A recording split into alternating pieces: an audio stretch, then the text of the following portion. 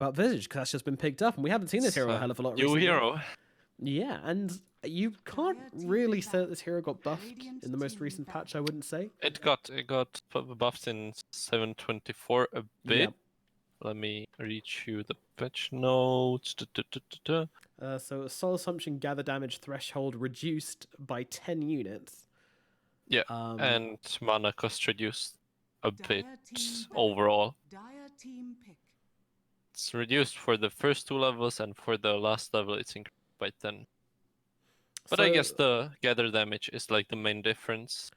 Yeah, okay, yeah, so they're both buffs. They're both buffs, yeah. Yeah. That's I mean, interesting. I'm not sure if it's enough to make this hero relevant. I feel like I don't know. I don't think you'll notice that, honestly. Like, how many spells? Yeah. What percentage of spells in Dota? Or well, I guess right clicks are the difference, right? It's whether your right clicks are dealing more than 100 damage. No, I think it's like basically, if I understand this spell correctly, it works like if there's a radius 1,300 units around you, and whenever enemy units take 100 damage, you get a stack or whatever. Yeah. So I was trying to ask the question with the extra, with the 10 less damage. What is that actually going to affect? I don't think it's like in one instance. It's just like overall. Even if you have like damage over time, it should still be collected. Right. Yeah. No, you're right. You're right. 5 seconds. I'm a disgusting Visage player myself, so I should know these things. I think it should make a difference in the long run, basically, because like if you get like 5 stacks, it's already 50 damage less to get 5 stacks of the soul assumptions. Yeah. So a slight improvement for the hero, very very slight, but yeah, it might make a difference. I feel like the hero's not bad recently. It's a hero which wants to push, which wants to threaten, and with the changes to neutral items especially, heroes which want to put on pressure all the time feel weaker because the ability to kill supports is much less easy. They don't have it, the ability to kill supports, because all the supports are carrying these neutral items which make them tanky, or at least they used to be anyway. Now they can only carry one. But heroes like Visage just kind of suffer in that kind of meta because you can't get the cheeky pickoffs around the side of the fight. You can't drop in and just like annihilate a couple of heroes with some soul assumptions. You need to play it differently. Anyway, we have a ton of heroes picked up. I just realized before we get onto the heroes is that since you have only one item per hero, Laundry just got super nerfed because like the extremely good thing about Laundry was that you put all the trash items on your hero, but right now you can put only one, and I'm not even sure if you can put one item on the bear, because if you can't, then the hero is useless. Yeah, not even kidding, are you? That'd be awful. So yeah, some research needed there, perhaps. Exactly. If someone in chat knows the answer, then feel free to enlighten us. Share. Share with the class. So we have Lich Slark, Tiny Centaur against Disruptor, Visage, ET, and Necro. I like the Radiant draft a bit more, especially because Disruptor is very good against Centaur because you want to stampede away, but boom, you get glimpsed and destroyed. Same with Slark. ET, the hero feels pretty strong, but we'll see how good it looks in hands of, I'm guessing, Vanskor or Chu, one of these two. Visage is for sure a Gipki hero, but yeah, I don't know. It might be really good, it might be really bad. We'll see. Lastly, Necro, which also should be very good pick against Slark. It should be good against Centaur, especially in lane. Like, this lane is extremely hard for Centaur to play against Necro. And their last pick, Slardar, which I'm not really sure with this one. Slardar isn't that good against Slark, because you can always purge the corrosive haste. And Lich should be also very good against Slardar with his armor. I'm not sure. I feel like if they had like Mars, they would be owning way more. But perhaps it's a like a player preference. It's more confident on Slardar. And finally, the TA comes out. A GTA, that is a treat, and that's going to be playing up in the middle lane versus the Visage. Interesting lane matchups here, and I don't feel like you particularly love playing against TA if you're Visage. Then again, who do you love playing against if you're Visage? It's kind of just a chill lane if you're Visage.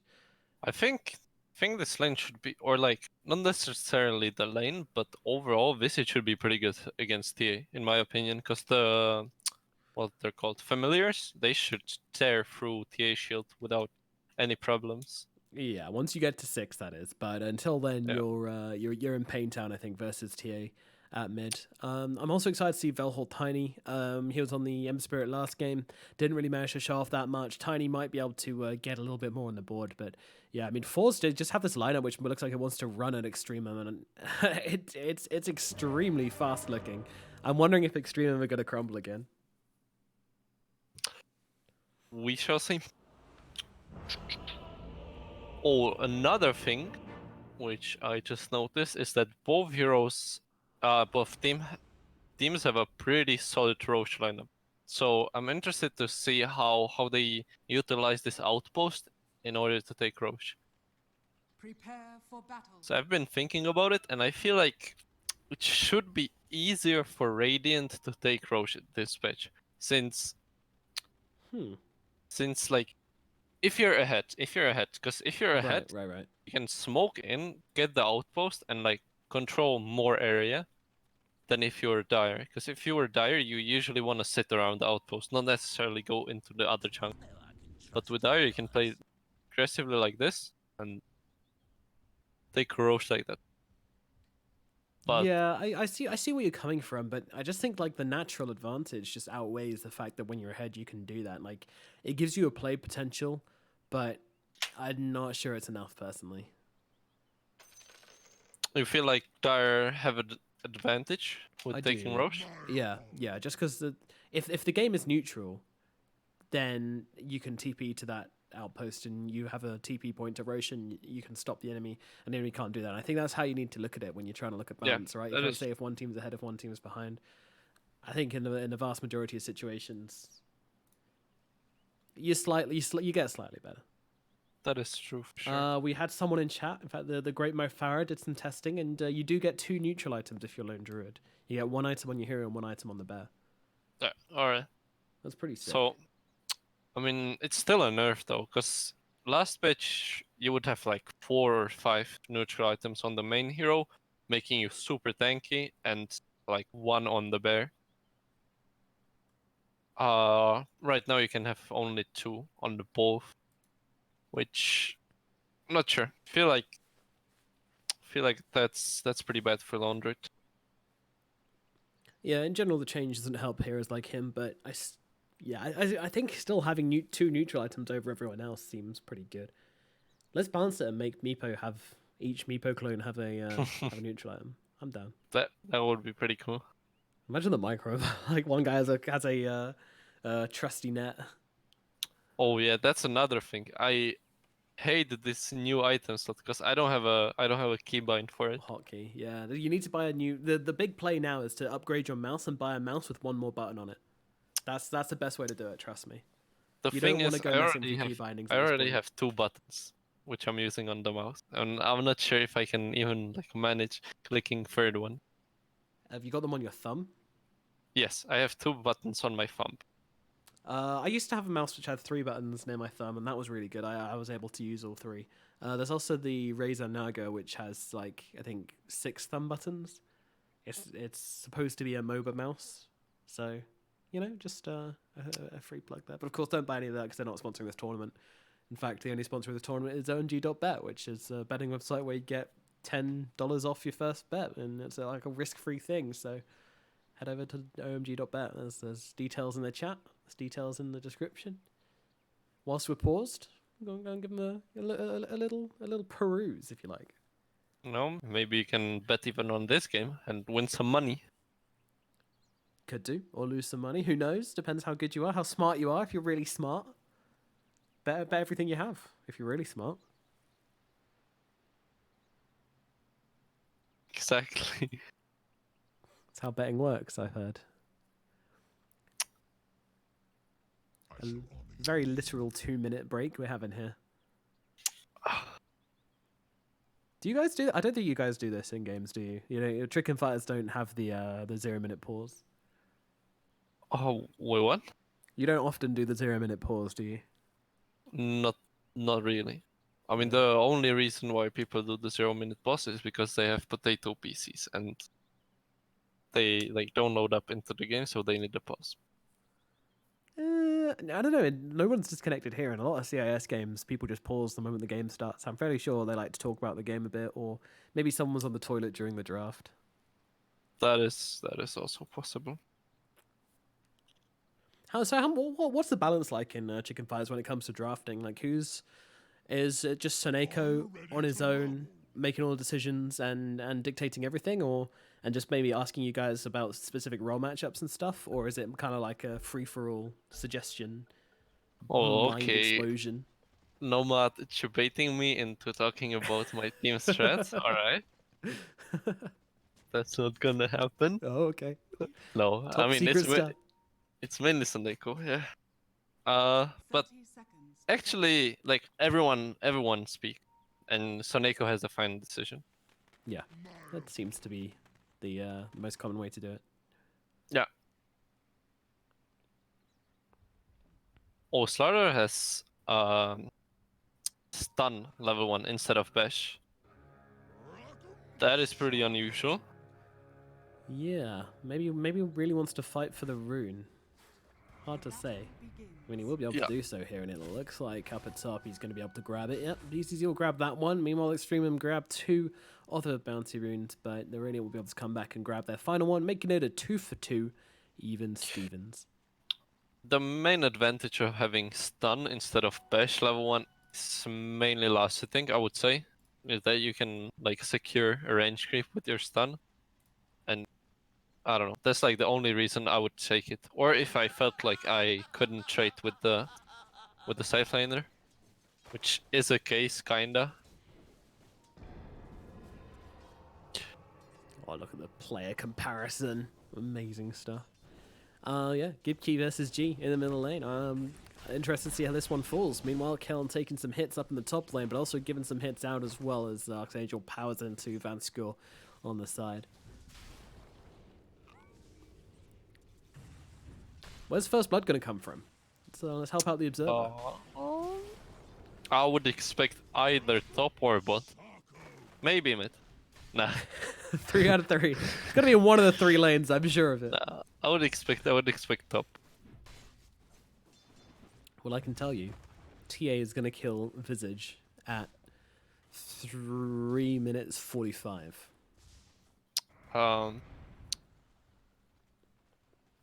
I can see only like 10 seconds into the future, so I don't really want to bet on that. But if you do, you'd go to omg.bet, wouldn't you? I would. You would. Perfect. Anyway, up in OMG.bet, guys. omg.bet. It's a great website. Archangel, ooh, did he get caught in the kinetic field? Wouldn't really make much of a difference if he did or not. I'm not sure what Vanscore's using that spell for. Just wants to be annoying. I mean, maybe if BZZ comes over with a stun, but meh. Radiant's bottom tower. He's taking some hits here, Vanscore. He does not like trading with this guy, but he doesn't have much of a choice, unfortunately. On top? Yeah, we've just moved away from top, but it still looks like the fighting is continuing. But no, for now we're chilling. We're chilling. Meanwhile, give a key. Oh, really struggling there with the last hits. Meanwhile, Callingan being down up in the top lane. BZZ can't quite finish the job. They'll turn their attention to Archangel instead, but doesn't really look like anything's going to happen. A nice little wand pop's going to keep him alive. Meanwhile, Velhor's in the middle lane with an invis rune, but it looks like Gibkey's seen him here because he is hanging out pretty far away. But they can just go for the Avatos back. They need to wait 1 minute for this, otherwise my prediction's going to be wrong, and that'd be a nightmare. No one wants that. Velho is really going for this, and he is going to toss him back. Gibkey bought in deep, but trying to get himself out. And look at the blocks coming in from Velho. Is it going to be enough, though? Doesn't look like it. Chu's running in. Doesn't have the stomp level just yet. Gibkey will survive, though. And that is going to be survival for the Chu. Hello, sir. He's got some charges on that Astral, and he wants to use them. Just powering into G a little bit there. Does chill out a bit. Wow, this Visage is getting dumpstered. on last hit. He having like 20. Yeah, 7 to 25. 22. That is dumpstering. That really is a dumpstering. It's really rough. And there's BTZ. action top. Yeah, throws down the stun, trying to wiggle himself away, but Velhor coming in from behind, going to toss him back into Vanscore, making value out of the Avalanche here. Vanscore's going to get run down as well. 2 huge kills for EXTREMUM. They're off to a flying start in this laning phase, dominating the middle lane. And, And now what's right, feels good. Yep, top lane was where the first blood comes in. It was indeed one of the side lanes. Good job. I'm not sure how much credit you get for that one. Radiant structures are fortified.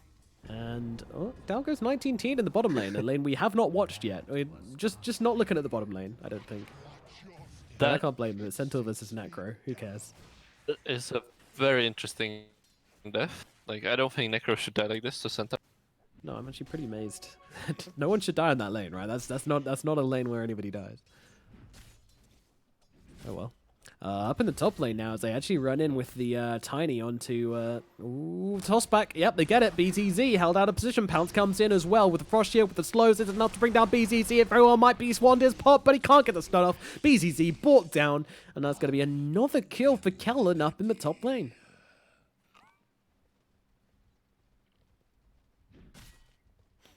Shoot, getting right-clicked by Malik a little bit here.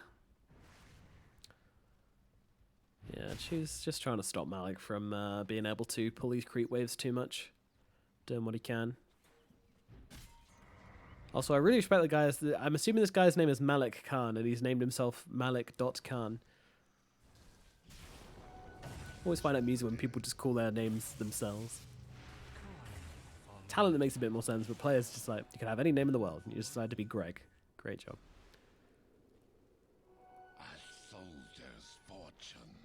So far, 4 kills to nothing for EXTREMUM, as this Visage is still just getting absolutely wrecked in the mid lane. At the same time, the Necrophos is doing just the same thing to Malik down in the bottom lane, so... Okay. I'm having a tiny internet issues. Well, forZe are having tiny issues. They know how you feel. Archangel goes for the pull across. Ooh, Malik's pretty low here, actually. If 19-teen can level up here, that'd be pretty helpful, but I'm not sure how close he is to that level 6. Go on, kill the creeps. Kill him. Kill him. Ooh, nearly gets him with the death pulse. Oh, Astral! Oh, Jesus Christ, 20 HP. Oh, God, Malik. He's actually coming back towards the lane as well, despite them having vision on him. All right, Gibkey, he now hits level 6, so he's got himself a game now. Alright, I'm back. All right, sweet. Yeah. Hopefully, level 6 on Visage is gonna turn this mid a bit. Would help out immensely since they are in a bit of a pickle right now, but down in the bottom lane, Reaper's Scythe comes in and Malik put into the grave for 40 seconds, 6 minutes 30 into the game. What the hell? I mean, that sucks. But Tiny's going to come in. He might get a freebie here. Can he finish the job, though? One right click. It's not enough. The Necro gets away. It's not enough damage. The Necro will survive. Really close, so nice usage. Another Invis rune, almost resulting in a kill there for the Tiny, but not quite enough in the end. Yeah. Keeps the tower alive at the very... Oh, might not do, actually. Yeah, keeps the tower alive. Okay. This Necro against Centaur lane is extremely hard for Centaur, even though he has almost the same level as Necro. Alright, he's one level like behind, but that's not too bad. Necro has 40 creeps, almost 50, while Centaur has 14. This is really rough. I think that's what we call in the business a shit lane. Indeed. Meanwhile, Chu goes down in the bottom lane. Okay, Malik finds something. That was after the after Chu tried to stop him pulling the creeps and just kind of getting behind the creep wave again. And it looks like the Centaur was able to have his vengeance. Meanwhile, Glimpse comes out. Vanscore trying to keep himself alive, so they're just going to change targets to BZZ instead. In comes the Sinister Gaze. Callan on top of him as well, stacking all but that. Darth Pact will finish the job. BZZ goes down. And they're looking over to Vanscore as well, but with Chu coming in, they can sleep up Kellen and make sure Vanscore gets away.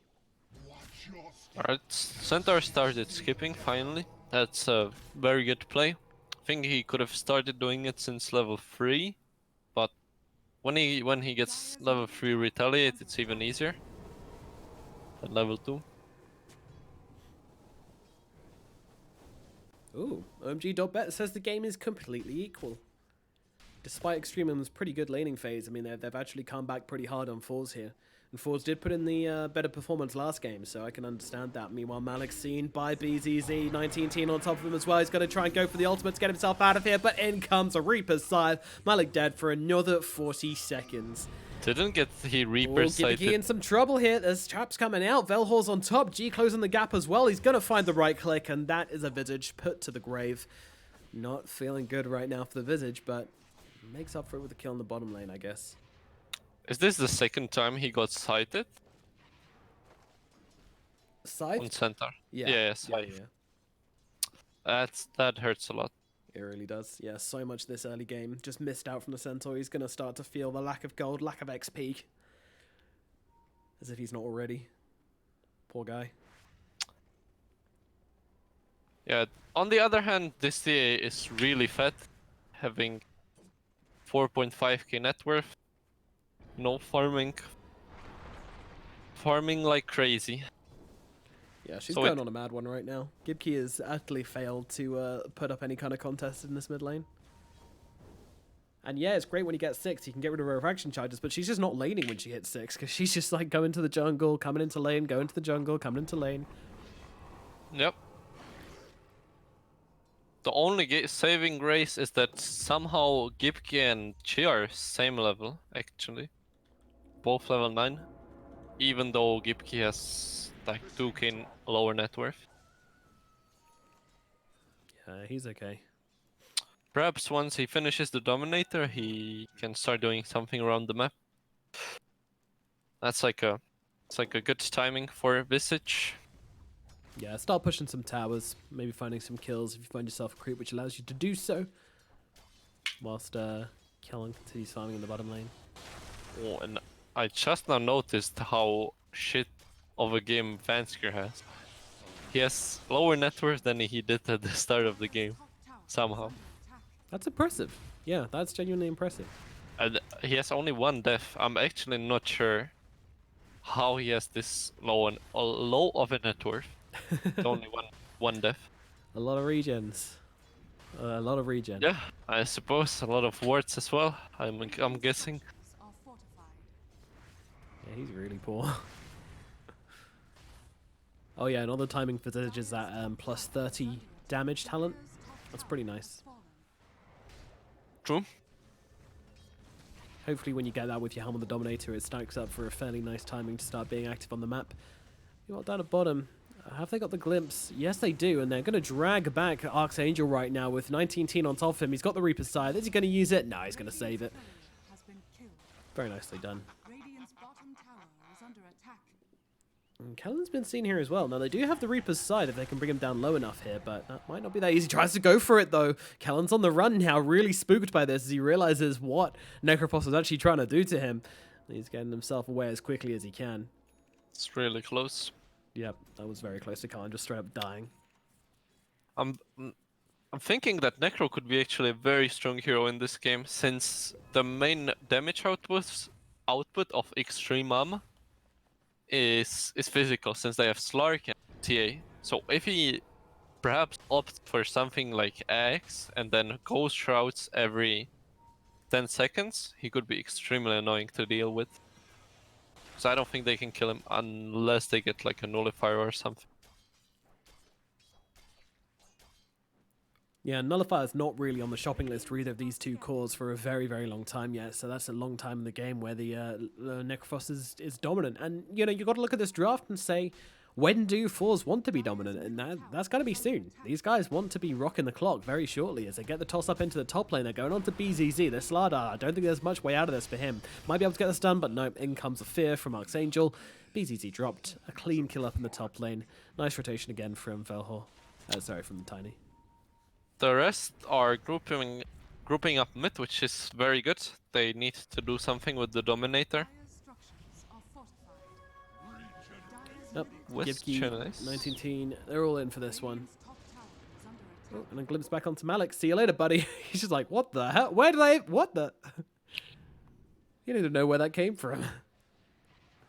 Yeah, it was an observer ward, which then I'll get rid of. I mean, part of me wonders whether that observer ward was really worth throwing away like that for one glimpse. Yeah, I don't think it was. No, especially Like as the Centaur's already here now, and he's got Stampede as well, so... Yeah. If it was inside a fight, then for sure. Getting him out, but this didn't achieve anything. Chain Frost not really doing much as one familiar is tanking like all of the damage. This is 19-teen. Meanwhile, they toss forwards the Centaur there, who then stops immediately. Nicely done as in comes the Connect Field. Malik in some trouble. In comes the Reaper's Scythe as well. That's going to allow them to get the second kill here as Archangel and Malik are brought down. G's on the run as well. BZZ trying to chase him out here. Also doing some nice work with the side blades as well. Slows out. In comes Felhorin from behind. I'm not sure what he's doing here. He's not sure what he's doing here as he's melted by Gibkey and all his illusions, his familiars. Trying to look towards G as well, but G's on the run. And I'll just find this Ancient stack here as well. Don't mind if we do. Have a little helping of Ancients. Bring those boys down. Get themselves down to the bottom lane. Bit unfortunate for the Necro that he sighted too soon, so he didn't get the kill on Centaur. Not only that he didn't like prolong his respawn, but he also didn't get the kill gold, which he really needs for this Radiance.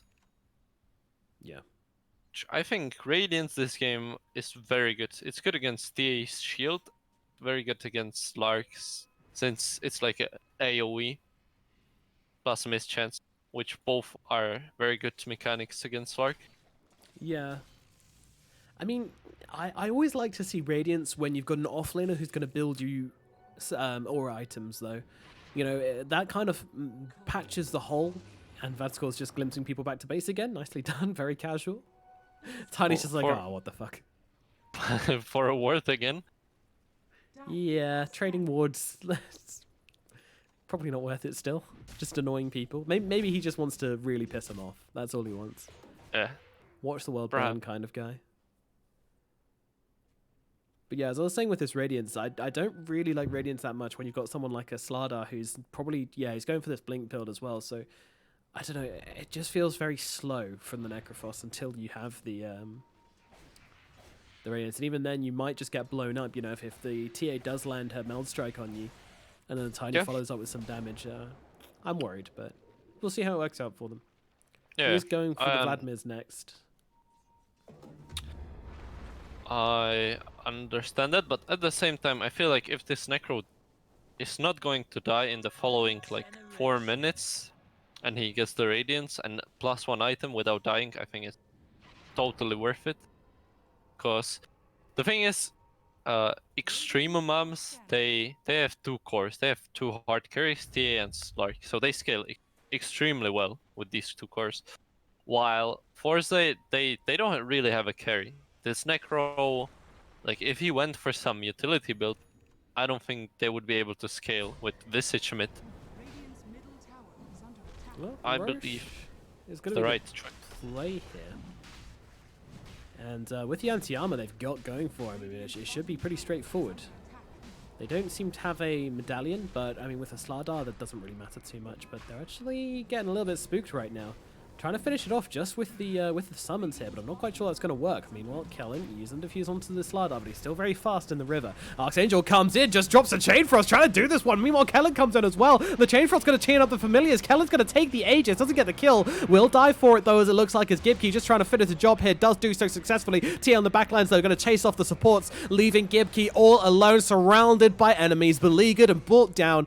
That's going to be a huge fight for EXTREMUM coming into this game with a bang. And now they're looking for more. Vanscore and Chew on the run, but Kellen's chasing very fast. He pounces himself forwards. The glimpse comes out from Vanscore as well, but in comes G, finishing the job with a beautiful Meld Strike just to get the kill there onto the support player. 3 heroes dead and an Aegis taken away. They might have lost it immediately, but taking the Aegis off. Oh no, a tossback. 19-teen in some trouble, and they need to lock him down for as long as it takes for that Ghost Shroud to come off, and it'll come off it certainly will. Tries to buy himself some space with... Oh no. BZZ's going in on this one. I don't know what you're doing. They're joining the feed train, and BZZ is on board.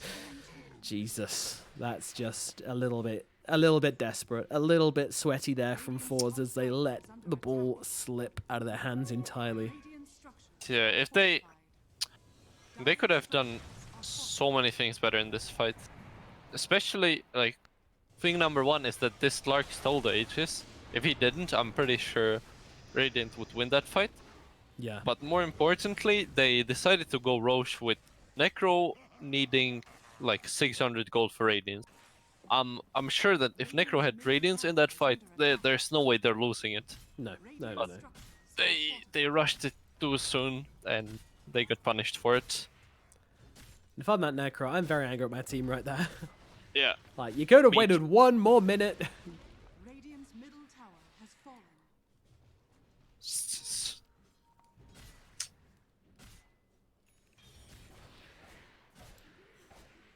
18 minutes in, and it's a pretty good game for EXTREMUM now. It looked like it was forZe's just a minute ago. When they're in that side, that Roche bit, I was like, here we go. You know, they're going to take this Roche. They're going to find the momentum.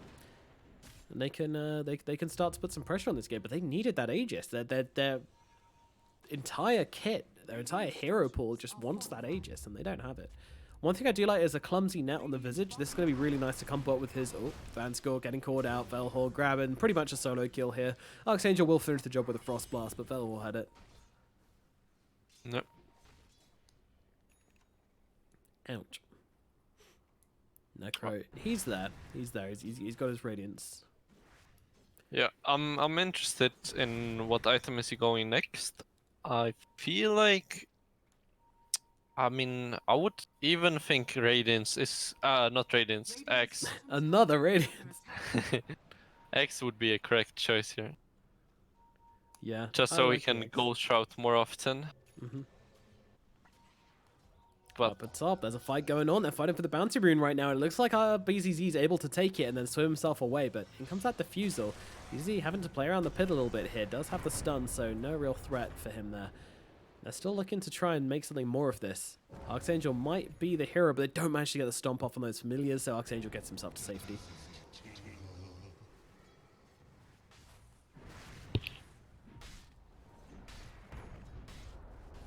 Necro opting for the Force Staff instead. That's a very good item too, especially against Lark. And Radiant going for a smoke with the Radiance. Yep, this is nice. This is what they want to be doing. They've got their items, they've hit their timings. Now it's time to make something happen with them.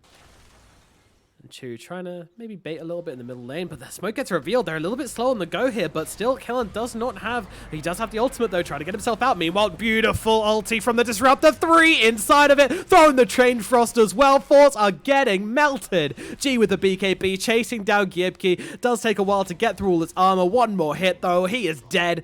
Meanwhile, BZZ, Gibkey both go down. Archangel was dead in response, but I mean, totally worth it. Fours get wiped, and what an ultimate from Vanscore in that one. I mean, I'm sorry, from the Lich in that one.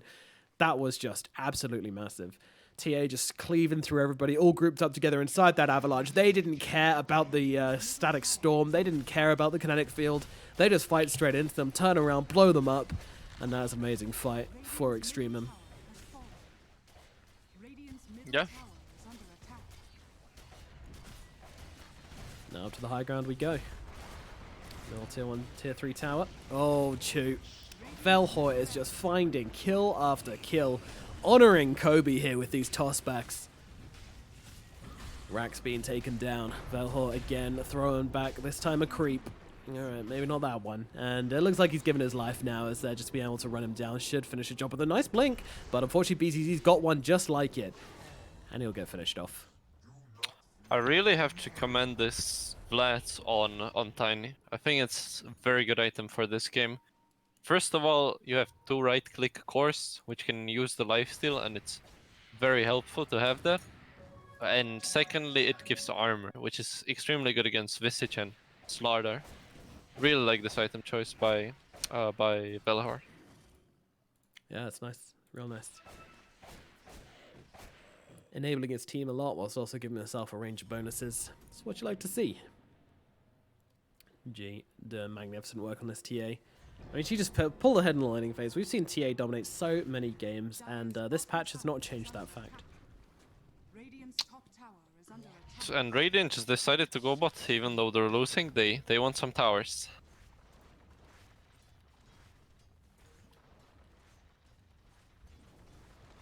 I mean, they can't stop playing aggressively just because they keep losing fights. The game's not going to get easier for them. Radiant's top tower has fallen. Yeah, there's the familiars True. there, but again, that stomp off.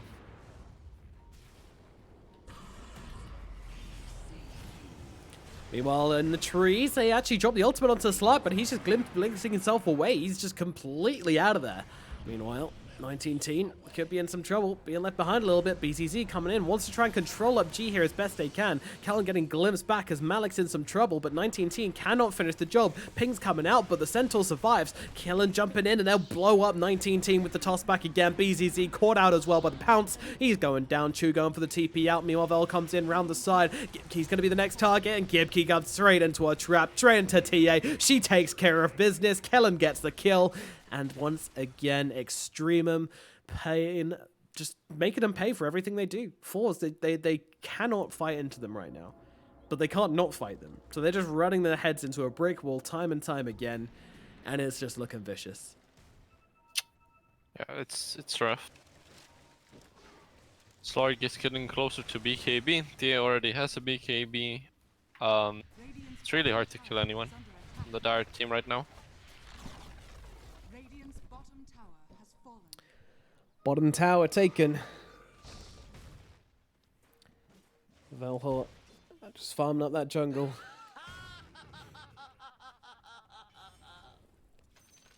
They are feeling so confident. And, you know, they're dead. They don't need to push. They don't feel that pressure on their team. They know they've got the late game secured. You know, it's TA, SabeRLighT, Tiny, Centaur. These four heroes alone scale magnificently versus Necro, Visage, Slardar. Yeah, these guys are just not in the business of taking things late. But they don't have a choice anymore.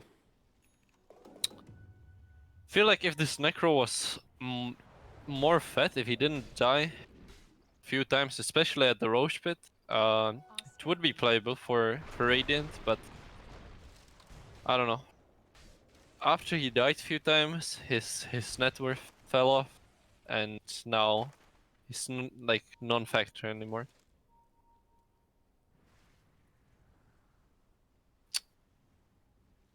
Radiant are scanning. Yeah, it kind of feels like there's a lot of non-factors on the forZe team. Yeah. Like, what is BZZ's job in this fight? I feel like, I mean, I don't know. It feels like they all need more net worth. If, for example, Slaughter and Necro both had egg, like I don't think they can lose a fight, cause BZZ would just stand in front, super tanky with X. Same thing for 19 Teen. And I just don't think EXTREMUMs would have damage, but since they're so much ahead, it feels really easy for them to play the game. Yeah, it always feels easy when you're ahead, but right now, like, EXTREMUM are looking at it very, very simple. 23k gold advantage, 24 kills to 9. Exact opposite of what forZe actually wanted to happen this game. Vanskor could be in some trouble, but thankfully the 4-star from his teammate will keep him okay, and they might look to kill him here. There's a glimpse back onto him, but I think killing him is an entirely different mission in itself, and not one they're really cut out for currently, so they let the SabeRLighT go. Could have dropped some ultis there, you know, Reaper's Scythe, and then Kinetic Field, Static Storm, just to try and keep him there, hold him down. It's possible, but by that time, the rest of the team of EXTREMUM are going to come in, and then Kellen's just running at them. He's just running at them. He knows they're all here, and he doesn't care. His team are doing Roshan. He's just going to come in, make some space, pop that BKB. Okay, BKB seems a little bit interesting, but it's fine. Velhort could be an actual target here. Kinetic Field, Static Storm comes out on top of him. Here comes the damage. Velhort is going to get taken down. He was looking for some creeps, but his team are taking Roshan whilst this is going on, but they've actually backed out now. They're not willing to do this 4 versus 5. That's a pretty big misplay from the Tiny. Necro is actually going for the X. I really like that. If he manages to finish it, I think it's going to be really good. Yeah, I might give him something. Give him something to play around. Yeah. Increase their tempo a bit. Radiant going for Roche here. Yeah, I like this. 20 seconds without Tiny. Don't get much more than that this game. Not for forZe. They are taking a very little gift and trying to make the most of it right now, but Archangel's actually getting caught out on the sidelines here. Over they drop the Crimson Guard. Oh, we're going north apparently, but they have been able to take down the Lich. Chain Frost bouncing around, not doing that much, being annoying for Gibki, but that's about it. But he's actually getting jumped upon by the Slug, but luckily they've got the Familiars to come stomping down. Meanwhile, Mag's going to get finished off by the Reapers. forZe are actually taking this fight, looking towards Keller, but the buyback's coming in. EXTREMUM, everybody's bought back, come back into this one. Meanwhile, G ripping through the backlines, takes down fanscore, Kellen on the front, try to take down Gibki, the Mel strike, the right clicks, it will be there to finish the job, and now they look towards 19 as well. He's trying to get himself out to safety, but that is not happening. G is godlike with a double kill in this fight as they take down hero after hero. 3 dead. The buyback from Disruptor, but they're not going to try and contest this Roshan, which unfortunately is going to mean them losing that Aegis. Losing. Radiant just overextended. After using Sight to kill Centaur, they needed to go back. Yep, Malik dies, and then without that scythe, it's just becoming a really tough fight for them. And G is just left completely uncontrolled once again, taking down the back lines and just hammering through the lines of force. And now they're coming up onto the high ground. They're smoking up, trying to see if they can go for any cheeky pick off here. I love this from Velhor. It's so aggressive. It's so in your face, this move. Radiant's top tower They seem to know what's up, though. That's a bit of respect. Radiant structures are fortified.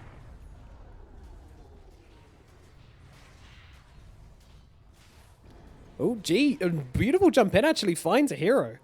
That was Chu hiding in the tree lines there. G knew exactly where he was. May have overextended a little bit here. Does have the Aegis. Doesn't really want to be using it like this. 19 actually, he could be in some trouble. Does manage to get the Ghost Shroud off in time before he goes down. But meanwhile, the backlines, look at Kellen just going absolutely insane. Destroying Vanscore. Looking to Gibki as well. Gibki in some trouble. BZZ trying to help out. But whilst he's making all this space, G is just ripping through the front. They've taken down 19. Meanwhile, Gibki surrounded by heroes. They are just beleaguered. They're absolutely taken down. There's a plague of dire heroes on their high ground. There is nothing they can do about it. The GGs are called, and game number 2 will go to EXTREMUM, drawing it to a game 3.